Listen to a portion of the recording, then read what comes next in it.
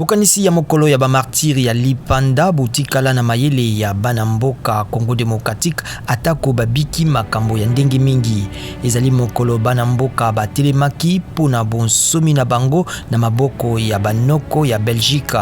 Baye bakufaki mokolo mwango motango na bango motikala koyebana penza malamu te kinosika.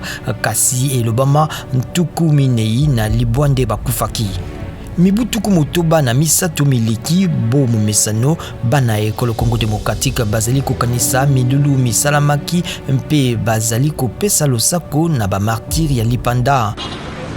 Journée ya lelo le 4 janvier eza journée mokolo o ba papa ba koko na biso ba silikaka po na dictature ya Mindele. Yango kosilika o bango ba silikaki yango tozwaki indépendance sala kanga esengo journée ya lelo na mokolo le 4 janvier pona nga ezo salanga bien mais ezo pesa nga lisusu koyeba mokolo lelo ezali mokolo moko bakoko na biso babundaka le 4 janvier na époque na bango mpo tokoma na l'indépendance na 1960.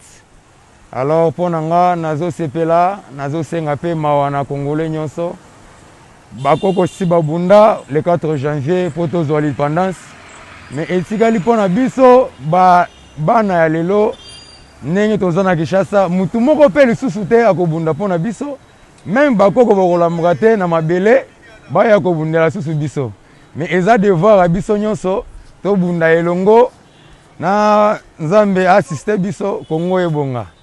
Pona mingi na baye batunamaki botongi bwa monumento ya esika ya kokanisa bawe bokozala malamu na tina ya kopesa nzela na mwana nyonso ya mboka kopesa limemia na milimo ya bandeko babomamaki pona bolamu ya ekolo.